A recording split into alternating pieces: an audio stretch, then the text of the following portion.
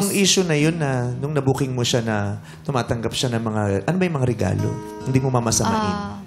Yung mga shoes po and yung pinaka malaking regalo po. Yung Christmas po kasi noon, that time po, Christmas po, December 25, inaya ko po siya umuwi po sa province po namin sa Quezon para doon po sana mag-celebrate po ng Christmas with my family po. Hindi po siya pumayag kasi sabi niya po madami daw po siyang gagawin. Madami daw po siyang, kailangan daw po niya tumulong sa mama niya po. Tapos, December 26, umuwi na po ako nun sa Quezon po ng mag-isa lang.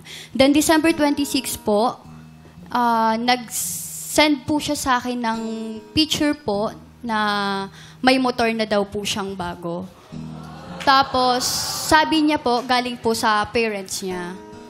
So, ako po, nagtaka po ako kasi sa case po nung, sa estado po nung ng family niya, hindi pa po kaya po yung ganun po. Opo.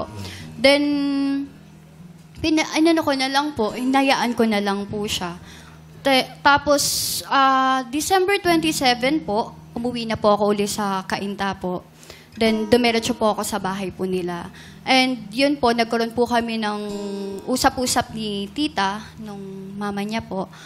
Tapos, nabanggit po sa akin ni tita po na hindi naman daw po sa kanila nanggaling yung motor po. Alamin natin kung totoo yan. Totoo ba yun, MC? Paano niyo ba nalaman? Hindi ko na makakalain kasi mag-guess. Ha? Hindi ko akalain mag-guess. Pero... Kasi nag-away din tayo nung Pasko kasi manunod tayo ng film fest nun. Hindi ka pumunta.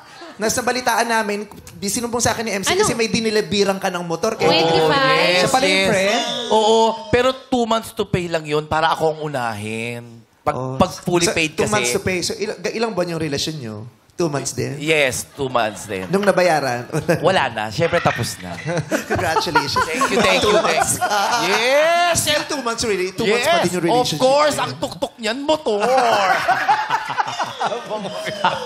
Okay, Ian. Oh. Ayun nga po, nag-break na po kami, tapos, ako nga po yung nakapag-break, di ba? Tapos, mga ilang weeks lang po, parang, kahit naman nakukuha ko po yung mga gusto ko, parang, nagkaroon po sa puso ko ng parang may kulang po, ganun. Parang may kulang po sa akin, kahit nakukuha ko naman yung mga gusto ko. Tapos po yun, parang nagkaroon po ako ng realization na, si Rochelle nga po yung parang kulang nga po, parang ganun nga, sinayang ko po lahat nung love niya. Kulang. Kasi dalawahan yung motor eh. Oo. So kulang, wala siyang angkas. Kala ko kailangan pa ng sidecar. At saka dalawa. So, may point din na mas pinili mo yun kaysa kay girlfriend mo, di ba? Tapos eventually, tsaka mo lang na-realize, siya talaga yung bet ko. May time ding nabulag ka dun sa natatanggap mo. Yes po, nabulo po. Yun po talaga yung reason ko. Especially nakakatulong sa family. Kasi kanina na-bother ako dun sa yung bading, yung lumalampas yung boundaries eh. Diba? Yung parang na-abuse ka ba nung bading or ano. Pero, inano mo rin siya. Inalaw at in-encourage mo ding magpatuloy. Diba? Baka nga, ewan ko ha, ayoko kitang i-judge, pero baka nga pinaasa mo rin yung bading eh. Pero after naman po nung breakup namin, mga ilang weeks po, kinausap ko din po yung friend ko. Then, binalik ko po lahat ng gamit. Hindi naman po para magmalaki or what. Para lang po... Sinoli mo lahat, pati yung motor? Opo. Rubber shoes lahat? Feel bad po ako eh. Yung mga nakain nyo? Hindi na. Hindi lahat. Hindi lahat. Yung pera. Yung mga pera. Almost all. Yung pera.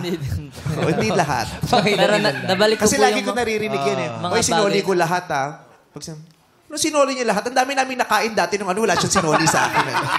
Kahit isinuka niyo man lang sana. Pero nabigay ko naman na po lahat. Tapos, nabigay ko na po yung mga iba. Tapos, ayun po, kinausap ko po siya.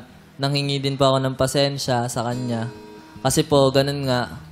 Kahit na gusto niya lang naman kahit na pure kindness lang naman yung niya sa akin, kumbaga inabuso ko pa din po.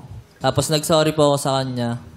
Nagalit Ayun siya po. sa'yo, yung kaibigan mo na yun. Nung una po, kasi po, nung time na binalik ko po yung mga gamit, parang ilang days pa lang nag-uusap pa kami, friend pa kami talaga. Tapos, ayun po, nung parang buo na talaga sa loob ko, doon na po ako na-courage na iano ko na sa kanya.